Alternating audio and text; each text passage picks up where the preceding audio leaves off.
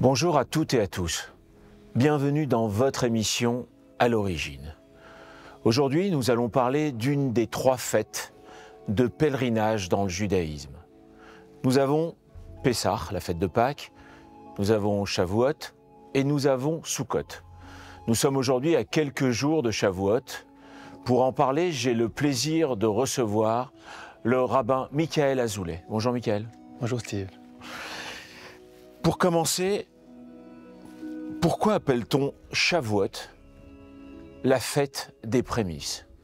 Alors, Shavuot est appelé la fête des prémices parce qu'il y avait un rituel à l'époque du temple de Jérusalem, ce rituel n'existe plus forcément aujourd'hui, qui consistait à ce que les agriculteurs apportent leurs premiers fruits, les fruits arrivés à maturation. Ils devaient les apporter au temple et les offrir à Dieu, mais en vérité aux prêtres, aux Kohanim qui étaient au temple. Et c'était en fait une manière de remercier l'Éternel pour les récoltes, les belles récoltes qu'ils avaient eues. Et donc c'est déjà l'idée de gratitude qui est au centre de cette fête. Il faut rappeler, Steve, que les trois fêtes que vous avez citées sont des fêtes qui sont toutes reliées au cycle des saisons. Donc si on prend par exemple Sukkot, la fête des cabanes, c'est l'hiver, Pessah, c'est le printemps, et Shavuot, c'est la fête des moissons. D'ailleurs, c'est un des autres noms de cette fête, puisque les fêtes juives ont souvent plusieurs noms. Elle s'appelle aussi la fête des moissons, et donc on appelait ce qu'on appelait les bikurim, c'est-à-dire les prémices. Alors les prémices, c'était en fait ce qu'on appelle les 7 fruits d'Israël, les 7 espèces, ces 7 espèces qui sont citées dans le Deutéronome. Notamment le raisin, c'est seulement celle-ci, pas d'autres. Le raisin, les olives, les figues, les grenades notamment. Et c'est d'abord la fête des prémices, cette fête de Shavuot.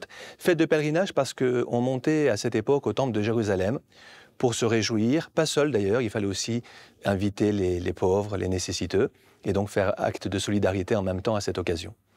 C'est comme Pessah et comme Sukkot, c'est une fête de rassemblement et de partage? Exactement. En fait, c'était l'occasion d'aller à Jérusalem, en famille, mais au-delà de la famille, le texte dit qu'il fallait penser à la veuve, à l'orphelin. En fait, c'est une manière de dire à toutes les personnes fragiles, vulnérables. Et donc, c'est exactement ça, c'est une fête où on ne se réjouit pas seulement soi-même, mais on pense aux autres, parce qu'on ne peut pas vraiment être heureux si les autres ne sont pas heureux et joyeux avec nous. Que veut dire, pour nos téléspectateurs, le mot Shavuot en hébreu? Alors le mot Shavuot veut dire semaine au pluriel. En fait, Shavua, ça veut dire une semaine, et Shavuot, c'est le pluriel. Alors c'est un peu curieux cette appellation pour cette fête, mais c'est pour une raison très simple, c'est qu'après Pessah, la Pâque juive, qui célèbre la sortie d'Égypte, l'Exode, il y a eu un certain nombre de semaines, il fallait attendre un certain nombre de semaines, pour être très exact, 7 semaines, 49 jours, et quand on arrivait au terme de ces 49 jours, le 50e jour, on fêtait la fête de Shavuot. Donc, en d'autres termes, Steve, la fête de Shavuot, les semaines, c'est une fête qui s'appelle comme ça parce qu'elle est finalement tributaire, elle dépend de la fête qui précède la fête de Pessah. Shavuot a quelque chose de très distinctif par rapport aux autres fêtes. C'est une des seules fêtes qui est marquée par l'absence de commandements. C'est-à-dire qu'il n'y a pas du tout de commandements qui sont imposés sur cette fête. C'est quoi l'explication? Alors exactement, vous avez tout à fait raison. Les autres fêtes, je parlais de la fête des cabanes, c'est très visible, on vit dans des cabanes. Pessah, le soir du Seder, le soir de Pessah, il y a plein de rites différents. Shavuot, il n'y a rien. Alors la première raison, on vient de la donner, c'est que c'est lié aux prémices, et puis c'était seulement à l'époque du Temple. Donc aujourd'hui, il n'y a plus ce rituel des prémices. Et par ailleurs, aujourd'hui, on a relié Shavuot à la fête du don de la Torah. On va y venir. Le problème, c'est que le don de la Torah, c'est un moment dans l'histoire. Mais comment voulez-vous construire un rite à partir de ça? Le rite idéal, ça aurait été de dire étudier la Torah, les textes sacrés, ce jour-là. Mais un bon juif étudie tous les jours de sa vie. Donc du coup, Steve, on ne pouvait pas en quelque sorte créer un rite, parce qu'il n'y a rien de différent ce jour-là. Alors on lit le décalogue, certes, les 10 commandements, mais on les lit à d'autres moments de l'année.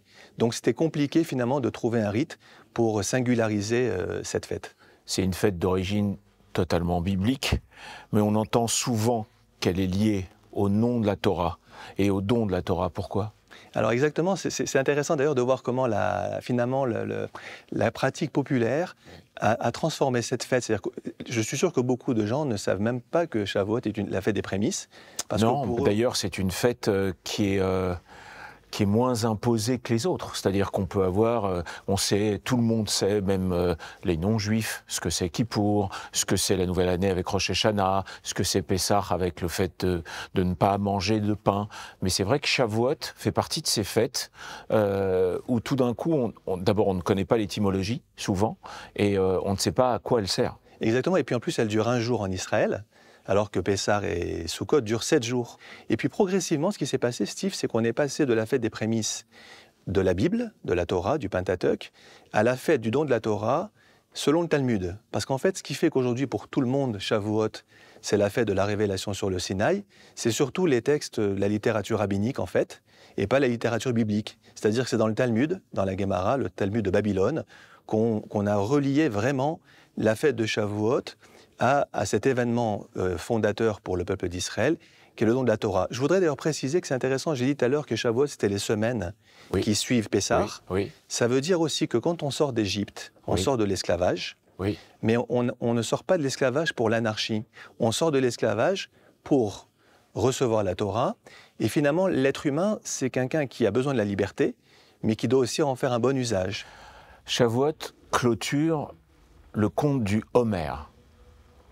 Le Homer, qu'est-ce que c'est? En fait, à l'époque du Temple, le conte des 49 jours dont j'ai parlé tout à l'heure commençait avec le Homer. Alors le Homer, c'est quoi? C'était le deuxième soir de Pâques, de Pessah, le 16 Nissan en date hébraïque. On apportait au Temple une offrande d'orge. En fait, c'était, on allait couper de l'orge dans les champs. On apportait cette orge au Temple et on commençait à partir de là le conte du Homer.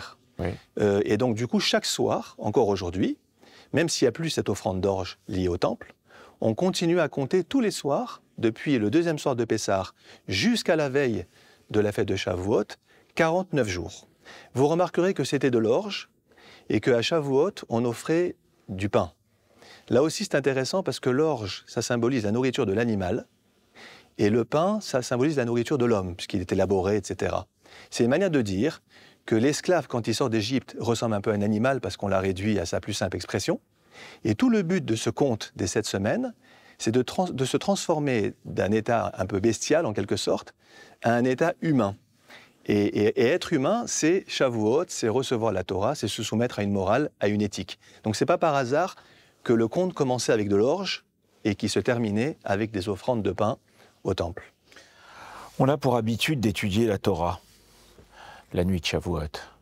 C'est quoi les raisons, en fait? Alors là aussi, vous avez raison, c'est un des usages de Shavuot, de veiller. En fait, on veille toute la nuit de Shavuot. Comme Sukkot? Oui, Sukkot, il y a aussi, à la fin de Sukkot, vous avez raison.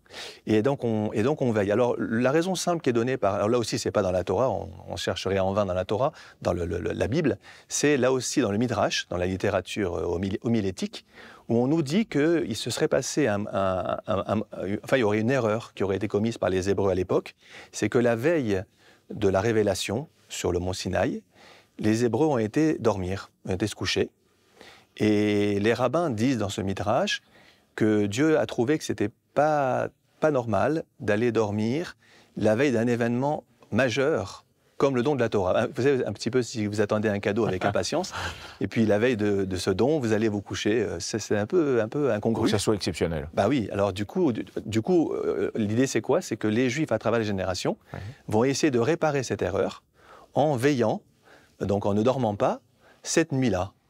Une nuit de tikkun, presque. Et ça s'appelle, vous avez trouvé le mot vraiment approprié, puisqu'on appelle cette nuit tikkun. Il y a tout un tikkun, ça veut dire une réparation, avec des textes d'ailleurs qu'on lit, de la Torah, etc. Il y a souvent des cours, des enseignements par des rabbins et autres organisés. Mais c'est l'idée de réparer en fait cette erreur, et c'est la raison simple qui est donnée concernant cette veillée de Shavuot. C'est magnifique ça.